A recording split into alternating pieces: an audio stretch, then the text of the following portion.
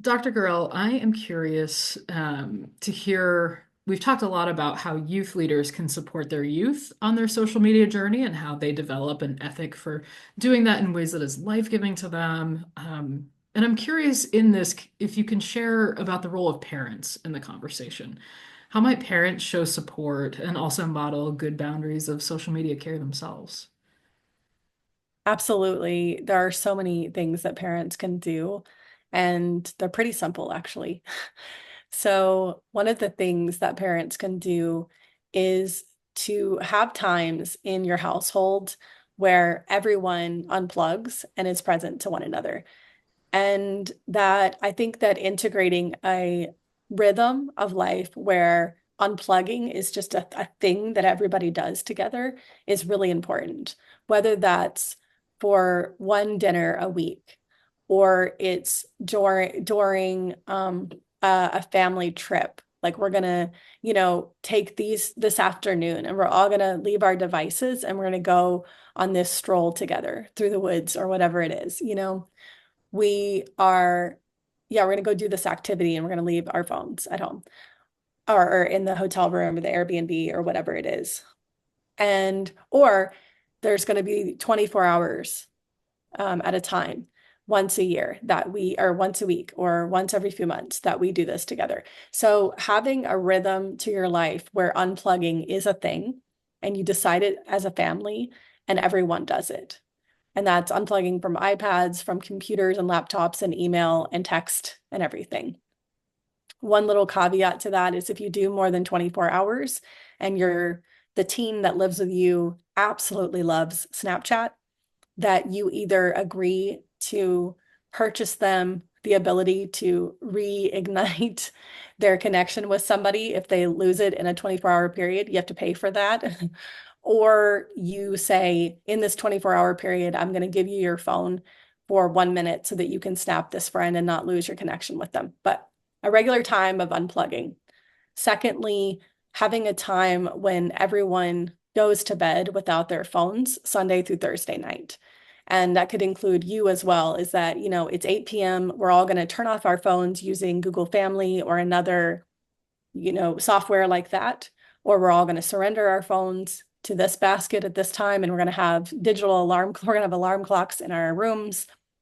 And so at times, Sunday through Thursday night, when everyone powers down so that we can get prepared for sleep, the greatest gift, 100%, that you can give your child is good sleep.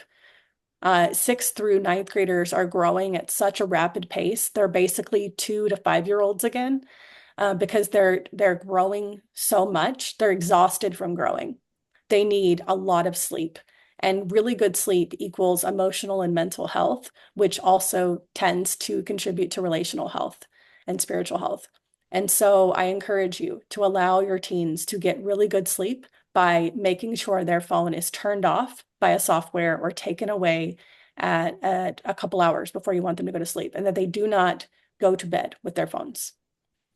And then another thing that you can do is teach them about the do's and the don'ts of the social media landscape. So if you missed this part of my presentation, I encourage you to just find this part and to listen to that and to help your young people to understand the things that take away from their mental and emotional, spiritual well-being and the things that contribute to it. So two examples, something that takes away from your mental, emotional health online is hate following.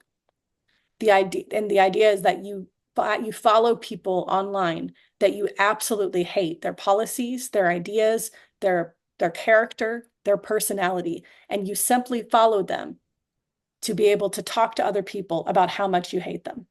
Hate will eat us all alive. It's like a parasite from the inside out. And so you model that in your own life, even though, so since I don't like this person, their policies, their ideas, I'm going to stop following them online. And I encourage you, like, to not follow people online that you know from your high school or a politician or a celebrity, whoever it is. Don't follow people that you know you don't like. And then secondly, the thing to do is participate. If you get online and you endlessly scroll and you never post your ideas, never post something you create, never share a story, never DM your friend something funny. The more that you do that, the more you participate, the better it is for your mental, emotional, spiritual, relational health. So if you want to feel good online, that's the way to say it to a young person. Participate, share, reply, DM people. Don't just scroll mindlessly because that's going to take away from your well-being. So those are really simple things that you can do as parents, as guardians of young people. It strikes me that both of the examples you provided are about separating oneself. Either you're separating yourself from the person you're following but hate, right? Because Mm, it's sort of you're the counterpoint, right? So mhm. you're opposite, you're different. Or by scrolling but not participating, you're not really an acting agent in Yeah, that kind of community. So you're very much on the fringe, and that can be very isolating and yeah. self-isolating. So Mhm. yeah, that's very interesting. Yeah, thank you. Appreciate this.